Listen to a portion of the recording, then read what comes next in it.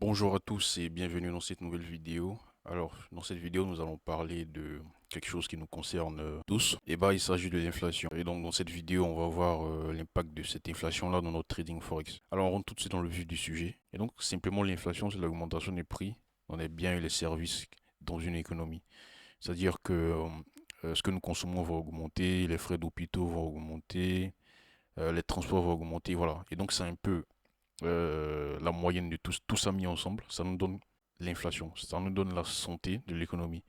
Comment est-ce que l'économie se comporte et qu'est-ce que les acteurs de cette économie-là font. Et donc, si l'inflation commence à monter, ça veut dire que les gens ont de l'argent, ce qui implique la montée des prix, parce que plus il y a de personnes qui veulent consommer, c'est la demande qui est en hausse. Et donc, il n'y a pas forcément cette offre-là qui est disponible. Et donc, bien évidemment, que les prix vont augmenter. Et donc, lorsque les prix vont augmenter excessivement, c'est là que l'inflation devient dangereuse. Parce que les gens n'auront potentiellement plus d'argent à dépenser. Et donc, cela peut potentiellement conduire à ce genre de choses. Les gilets jaunes, voilà, en France. C'était l'inflation dans le prix de l'énergie qui a causé ça. Les gens sont sortis manifester. Et aussi en France, on a connu de l'inflation alimentaire. C'est-à-dire que le prix de ce qu'on consomme au quotidien, les prix se sont envolés. Voilà. Et donc vous voyez que vraiment l'inflation, c'est quelque chose qui est très très très important dans notre vie de tous les jours. Et donc cette inflation-là, elle est contrôlée par la Banque centrale. La Banque centrale a à ses dispositions des outils pour contrôler ça, notamment les taux d'intérêt. Et donc les banques centrales du monde se fixent comme objectif principal d'inflation 2%. Voilà. En 2%, on estime que voilà, c'est acceptable. Et donc maintenant, on veut savoir comment est-ce que cette inflation elle impacte notre trading forex.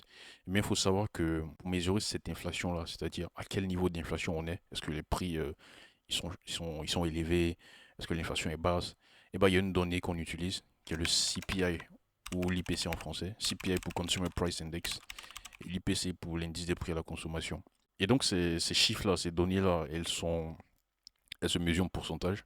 Soit on aura 3,1% d'inflation, 2,5% d'inflation, voilà. Elle se mesure en pourcentage. Et en fait, comment est-ce qu'elle se calcule? Et donc, on prend en compte plusieurs activités, plusieurs secteurs de l'activité pour calculer cette inflation-là avec des pourcentages.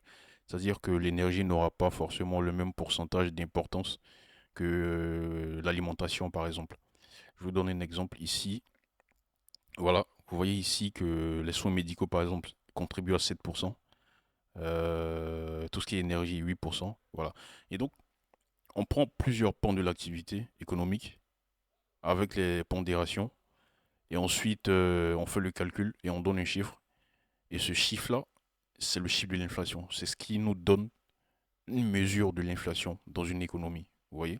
Et donc, c'est ce CPI-là, il a deux éléments. Il y a le core CPI et il y a le CPI global. On va pas en parler dans cette vidéo. La prochaine vidéo je vais rentrer un peu plus dans les détails pour présenter la différence entre les deux. Mais en gros, le core CPI ne va pas tenir compte de tout ce qui est énergie et nourriture. On va pas tenir compte de tout ce qui est volatile. Voilà. C'est-à-dire l'énergie et la nourriture. Alors que dans le CPI global, on les inclut. Pour revenir au Forex, on peut se demander en quoi cela nous impacte dans notre trading quotidien. En fait, les chiffres de l'inflation, ce sont les données surveillées majoritairement par les banques centrales. Voilà. Et cela va les aider à décider quelle politique monétaire adopter. Quand on parle de politique monétaire, c'est pour dire si la banque centrale va plutôt hausser ses taux d'intérêt bientôt ou baisser ses taux d'intérêt.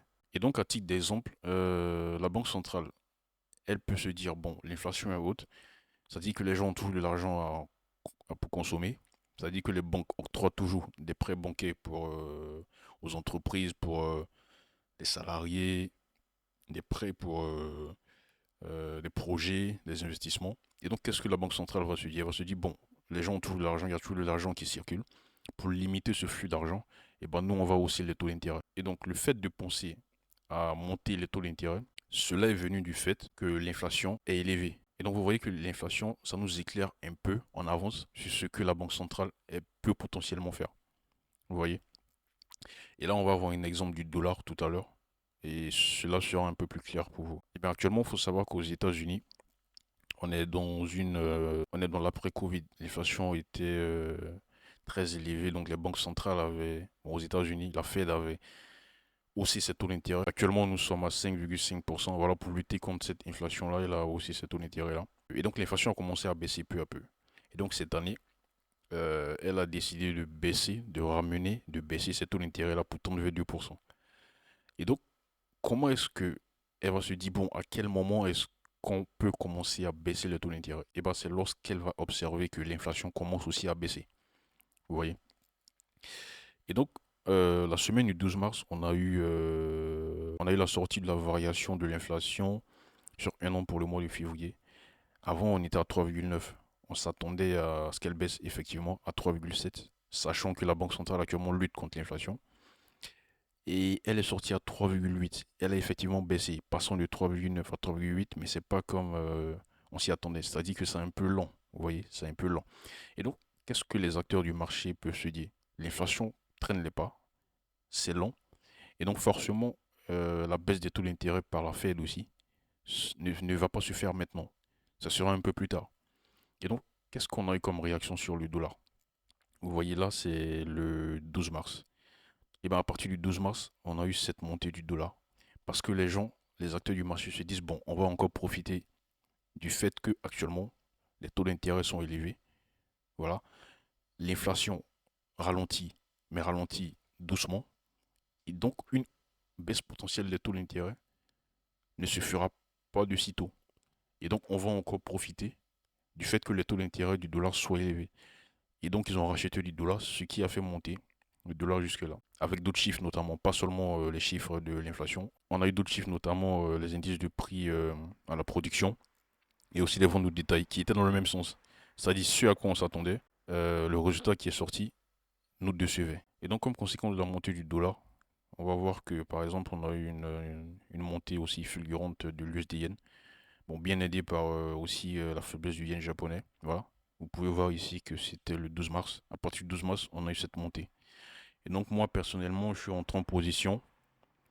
Et ici, ici c'est un plus haut historique de novembre. Et donc moi, personnellement, je suis sorti ici. J'avais mis un SL ici. Je me suis fait sortir ici au rejet de cette résistance. Et donc vous voyez que fondamentalement, ce sont des positions qui sont propres. C'est-à-dire que on sait où on va, on sait ce qu'on fait, on sait pourquoi on est rentré. Et donc tout est clair.